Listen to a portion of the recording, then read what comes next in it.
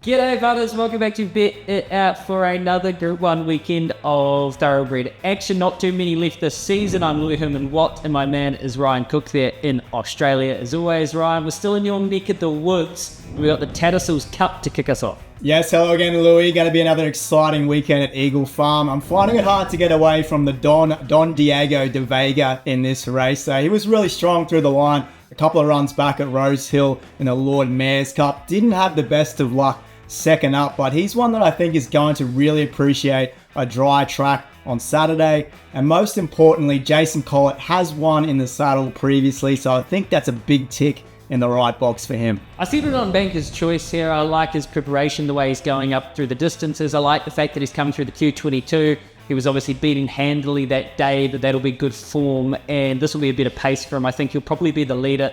The Hayes boys are flying at all their stables, and Geordie Childs on a leader is always worth a bet. So Banker's Choice for me. What about the Group 1 Tiara itself?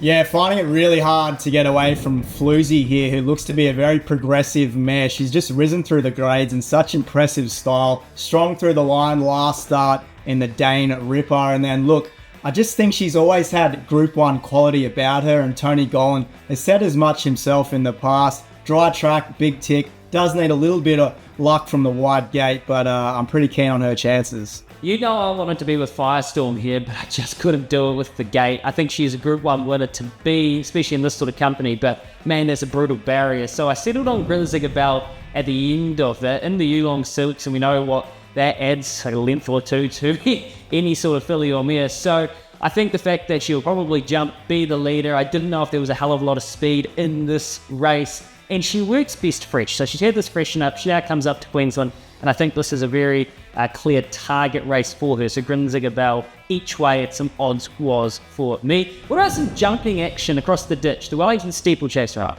Yeah, I think Jesco is going to be very tough to beat in this race. So I'm going to have a same race multi with him to win, and then Call Me Jack to win a place, who was a bit of a tired horse last start, had the tongue out over the final 100 metres, but we know he's going to see out this trip, so I'm pretty keen to include him here. Yeah, you're a sharp judge. Jesco will be hard to beat, but do you want to dive in at that sort of price in a steeple?